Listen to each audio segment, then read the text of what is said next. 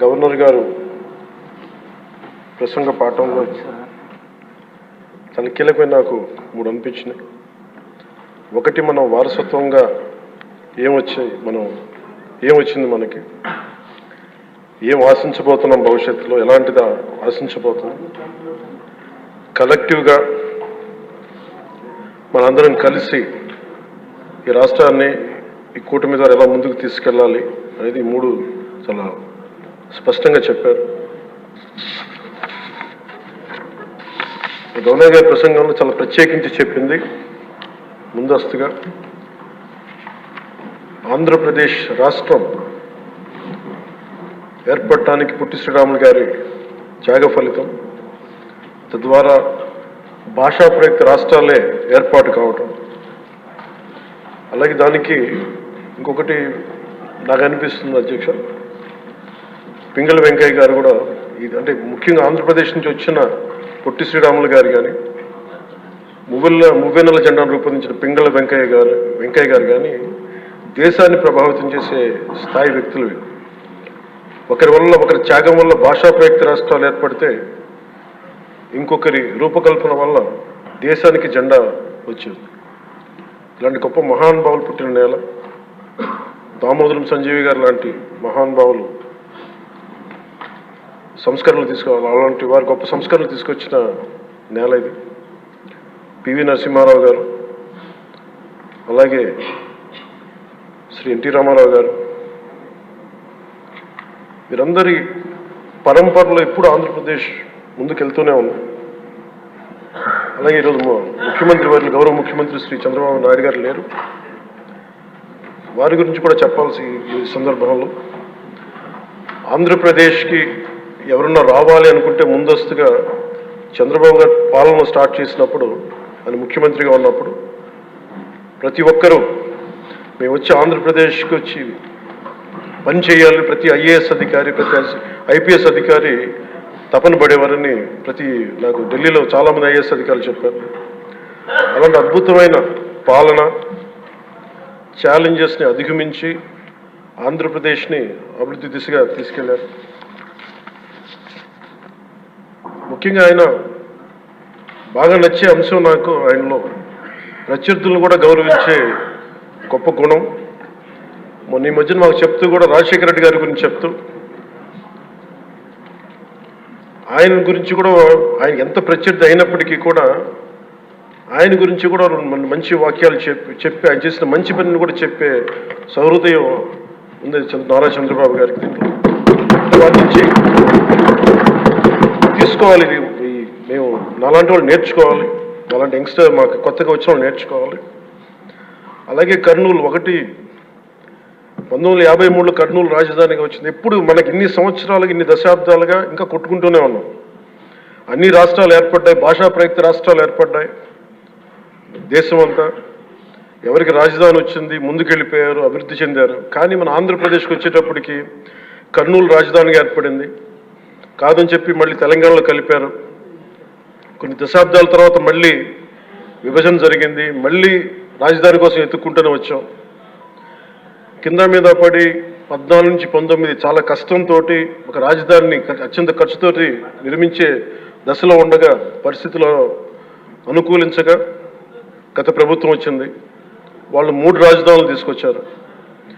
ఎప్పుడు కూడా ఇన్ని సంవత్సరాలకు, ఇన్ని దశాబ్దాలుగా మనకు స్థిరమైన రాజధాని అనేది ఒకటి లేదు. అది బేసిక్గా అది కేంద్ర బిందు ఒక అభివృద్ధికి, ఒక రాష్ట్రానికి. ఈసారి మటుకు చంద్రబాబు గారి ఆధ్వర్యంలో, గౌరవ ముఖ్యమంత్రి చంద్రబాబు గారి ఆధ్వర్యంలో ఇంకెప్పటికీ భవిష్యత్తు తరాలు ఇంకెప్పుడు ఏది రాజధాని, ఒక రాజధాని 2 కాకుండా అమరావతి రాజధానిగా ఉండాలి, ముందుకు తీసుకెళ్ళాలి. దానికి మేమందరం సహకరిస్తామని ఈ సందర్భంగా మీకు తెలియజేసుకున్నాం అధ్యక్ష. అలాగే మనం వారసత్వంగా వచ్చింది, మనం పొట్టి శ్రీరాములు గారి దగ్గర నుంచి, పింగళ వెంకయ్య గారి దగ్గర నుంచి మువ్వెన్నెల జెండా, భాషా ప్రయుక్త రాష్ట్రాలు వస్తే చెడు కూడా అట్లాగే మనం వచ్చింది అధ్యక్ష. మనకి గత ప్రభుత్వం మనకు అందించింది కీలకమైన పోలవరాన్ని పూర్తి చేయకపోవటం, సకాలంలో పోలీసులకు కానీ మిగతా ఉద్యోగులకు కానీ జీతభత్యాలు ఇవ్వలేకపోవటం, అన్ని డిపార్ట్మెంట్స్లో నిధులు మళ్లింపు, కనీస రోడ్లు కానీ బ్రిడ్జెస్ కానీ మౌలిక సదుపాయాలు లేకుండా చేయటం, రివర్స్ టెండరింగ్ అని కానీ వ్యవస్థలను నిర్వీర్యం చేయటం, సహజ వనరుల దోపిడీ, ఎర్రచందనం దోపిడీ, ఋషికొండ ఇలాంటి ఎర్రమట్టి వైజాగ్లో ఎర్రమట్టి దిబ్బల్ని అడ్డగోలుగా నాశనం చేసేయటం, మద్యం ద్వారా కూర్చోబెట్టి అరాచకాలు చేయటం, పెట్టుబడులు వద్దామని ఏమైనా వస్తుంటే వాళ్ళు భయపెట్టేసి రివర్స్ సెంటరింగ్ అని చెప్పి వారిని పారిపోయేలా చేయటం పారిశ్రామికవేత్తలని.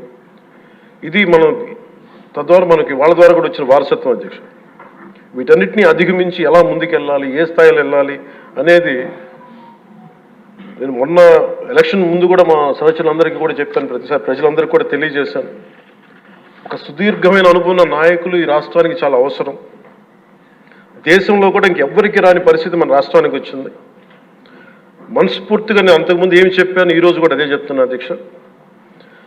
4 దశాబ్దాల సుదీర్ఘ అనుభవం ఉన్న శ్రీ గౌరవ ముఖ్యమంత్రి శ్రీ నారా చంద్రబాబు నాయుడు గారి అధ్యక్షతన ఆయన లీడర్షిప్ కింద మేమందరం నేర్చుకుని, నాలాంటి వాడుగా నేర్చుకొని కింద పనిచేయడానికి, రాష్ట్రాన్ని అభివృద్ధి వైపు పయనం చేసేలా ముందుకెళ్ళడానికి సంసిద్ధంగా ఉన్నాం.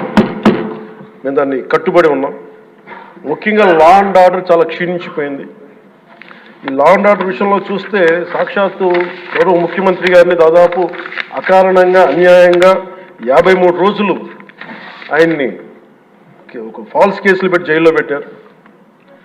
అలాగే అధ్యక్ష, మీరు కూడా గతంలో మిమ్మల్ని కూడా ఎంత వేధించారో మా అందరికీ తెలుసు, సభ్యులందరికీ తెలుసు.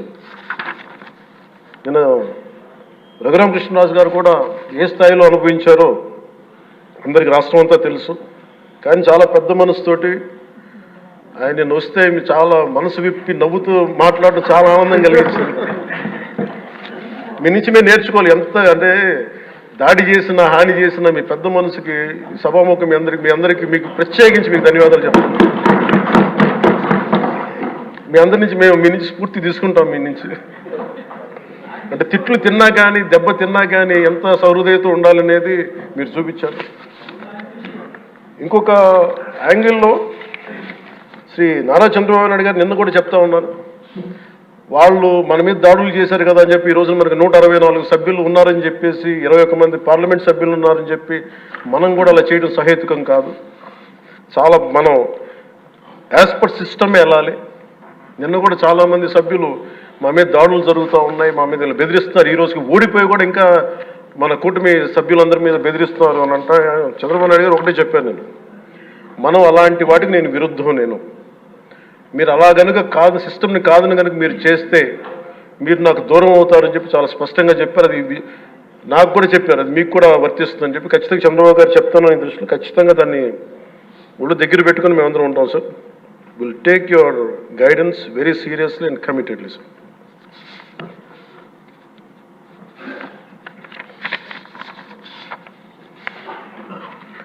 అలాగే కేంద్ర నాయకత్వం నిన్న ఈరోజు ఇందాక న్యూస్లో చూసిన అధ్యక్ష, 15,000 కోట్ల రూపాయలు మన ఏ అమరావతి లేకుండా ఈరోజు వరకు ఇబ్బంది పడతాం, అలాంటి అమరావతికి కేంద్ర మంత్రి మన నాయకులు గౌరవ ప్రధానమంత్రి శ్రీ నరేంద్ర మోదీ గారు బడ్జెట్లో ఈ రోజున 15,000 కోట్ల రూపాయలు అమరావతి కోసం రిలీజ్ చేసినందుకు సహృదయంతో మనస్ఫూర్తిగా కూటమి తరఫున మా అందరి తరఫున కూడా వారికి ధన్యవాదాలు తెలియజేస్తున్నాం అధ్యక్ష.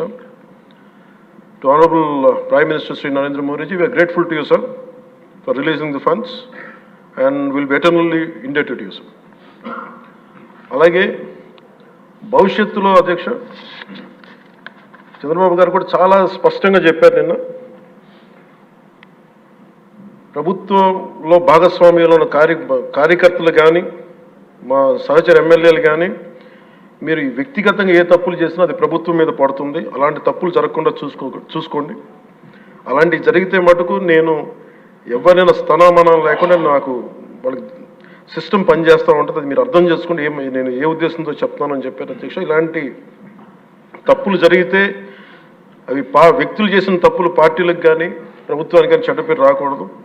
దాన్ని ఎలా హ్యాండిల్ చేసుకోవాలో జనసేన పార్టీ తరఫు నుంచి నేను మా వాళ్ళందరికీ కూడా ఒకటే తెలియజేశాను, మీరు వ్యక్తిగతంగా కనుక ఏదన్నా చేసి అది కూటమి ప్రభుత్వానికి ఇబ్బంది కలిగితే నేను వారిని వదులుకోవడానికి సిద్ధంగా ఉన్నానని చెప్పి చాలా స్పష్టంగా తెలియజేశాను అధ్యక్ష. అది మీరు ఇసుక విధానాల్లో కానీ మైనింగ్ విధానాల్లో కానీ ఏ రకంగానా సరే గత ప్రభుత్వం చేసింది కదా మేము కూడా చేస్తామని ఎవరన్నా నాకు జనసేన పార్టీ తరఫు నుంచి ఎవరన్నా సరే ఉంటే వారిని నియంత్రించే బాధ్యత, వారిని సరిచేసే బాధ్యత మేము తీసుకుంటాం. అలాగే చట్టపరమైన తప్పు జరిగితే చట్టపరంగా ఎలాంటి చర్యలు తీసుకోవాలో అది మాకు కూడా అప్లై చేయండి, నాతో సహా. మేము తప్పు చేస్తే నాతో సహా ఆ చట్టాలు నాకు కూడా అప్లై చేయండి. ఎవరు దీనికి అతీతులు కాదు. దీనికి ముఖ్యంగా ఈ 5 సంవత్సరాల కాలం ఇది హాలిడే కాదు ఎవరికి. మన ముఖ్యమంత్రి గారు కూడా చెప్తా ఉన్నారు, ట్రాఫిక్ జామ్స్ ఎంతసేపు జరుగుతున్నాయి, ఈ ప్రోటోకాల్స్ ప్రకారం సెక్యూరిటీ హ్యాజర్డ్స్లో ఎంతసేపు ట్రాఫిక్ నాపుతున్నారు, ఒక 2-3 నిమిషాల నుంచి ప్రజలు ఇబ్బంది పడకూడదని పదే స్పష్టంగా చెప్తా ఉన్నారు. అలాగే మన ఎస్కార్ట్ సెక్యూరిటీ వల్ల సామాన్య ప్రజలు ఇబ్బంది పడకూడదని మాకు దృష్టికి తీసుకొచ్చారు. ఖచ్చితంగా దాన్ని మా కింద అధికార యంత్రాంగాన్ని మొత్తానికి తెలియజేశాను సార్. అలాగే ఈరోజు మనకున్నది భవిష్యత్తు బాధ్యత. ఇది కేవలం ఈ హౌస్లో ఉన్న వ్యక్తులకే కాదు అధ్యక్ష, ఇంక్లూడింగ్ బ్యూరోక్రాట్స్కి. గత ప్రభుత్వం చాలా అవుట్రైట్ తప్పులు చేస్తూ ఉంటే కూడా బ్యూరోక్రసీ చాలా వరకు చాలా నిర్లిప్తంగా ఉండిపోయారు అధ్యక్ష. ఒక్క ఐఏఎస్ అధికారి ఏసార్లు రివ్యూ చేసిన ఒక్క ఐఏఎస్ అధికారి పేరు చెప్తా ఉంటారు. ఈ రోజున ఐఏఎస్ అధికారి ఏ శిక్ష పడకుండా వెళ్ళిపోయాడు. ఇలాంటి పరిస్థితులు జరుగుతూ ఉన్నాయి. So bureaucracy also has to take responsibility. And of course media ఏ సమస్యని హైలైట్ చేయాలి, ఏ సమస్యని హైలైట్ చేయకూడదు, ఏది ప్రజలకు అవసరం అనేది మీడియా మీద కూడా బాధ్యత ఉంది అధ్యక్ష. అలాగే సామాజిక మాధ్యమాలని స్థాయి దాటి మాట్లాడితే వారికి ఎలాంటి వాళ్ళని ఎలా పరిమితం చేయాలనేది కూడా ఒకసారి హౌస్ అందరూ ఆలోచించాలి. ఒకసారి దీని మీద ఒక విధి విధానాలను రూపొందించాలని కోరుకున్నాను అధ్యక్ష. అలాగే ముఖ్యంగా ఇక సభలో ఉన్న మా సహచర ఎమ్మెల్యేలు, గౌరవ ముఖ్యమంత్రి గారు, మేమందరం కూడా వీఆర్ ఆల్ కమిటెడ్ సార్. రాష్ట్ర భవిష్యత్తు కోసం, పునర్నిర్మాణం కోసం మేము సర్వం త్యాగం చేయడానికి సిద్ధంగా ఉన్నాం. తప్పులు జరిగితే వ్యక్తులు తప్పులు అవుతాయి కానీ పార్టీలు తప్పులు అవ్వం. సో ముగింపు వాక్యాలుగా అధ్యక్ష,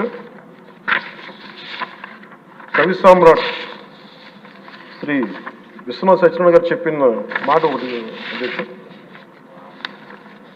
అన్ని అనర్థాలకి మూలం మానవ ప్రవృత్తి హేతువు కానీ, వాని జాతి కానీ, కులం కానీ, మతం కానీ, ప్రాంతం కానీ కాదు. వ్యక్తులు చేసిన తప్పుల్ని దయచేసి వ్యక్తులకే ఆపాదించాల అధ్యక్ష, పార్టీలకు కాదు. అలాగే ఈ క్రమంలో తప్పులు చేస్తే విధి నీతిలో ఒకటి చెప్తారు, ఒక గ్రామం కోసం ఒక కుటుంబాన్ని, ఒక కుటుంబం కోసం ఒక గ్రామం కోసం ఒక కుటుంబాన్ని, ఒక రాజ్యం కోసం ఒక గ్రామాన్ని వదులుకోక తప్పదని. అలాగే నాలాంటి వాడు కూడా తప్పులు చేసిన అధ్యక్ష చాలా నిస్సందేహంగా నాలాంటి వాడిని కూడా శిక్షించాలి అధ్యక్ష. అలాంటి బలమైన సంకేతం ప్రజలకు పంపించాలి అధ్యక్ష. మేమందరం కూడా తప్పు ఎవరు చేసినా అది మనమే దాన్ని ముందుకు తీసుకెళ్ళకపోతే, నేను కూడా దీనికి సంసిద్ధంగా ఉన్నాను. నా ద్వారా ఏదన్నా తప్పులు జరిగినా, అవకతవకలు జరిగినా నా మీద కూడా చర్యలు తీసుకోవాలి. అది let it be any kind of issues sir. అది నేను నా వంతుగా నేను మీకు తెలియజేస్తున్నాను. I will be liable if I do any mistake as I uphold this as long as I hold this responsibility. అందుకని అందరం కూడా మేము దీన్ని స్ఫూర్తిగా తీసుకొని గౌరవ ముఖ్యమంత్రి శ్రీ చంద్రబాబు గారికి మీ అపారమైన అనుభవం రాష్ట్రానికి చాలా అవసరం. మేము మీకోసం అహిర్నిశలు ఈ రాష్ట్రాన్ని తిరిగి గాడిలో పెట్టే వరకు మేము ఎప్పుడు కూడా మీ కనసాయిగల్లో పనిచేస్తాం అని తెలియజేస్తున్న గౌరవ ముఖ్యమంత్రి గారికి, నాకు అవకాశాన్ని ఇచ్చిన సహచర మా మంత్రివర్గానికి, సభ్యులకి, గౌరవ సభ్యులకి, గౌరవ సభాపతి గారికి, గౌరవ ముఖ్యమంత్రి గారికి మీ అందరికీ చేతులెత్తి నమస్కారం.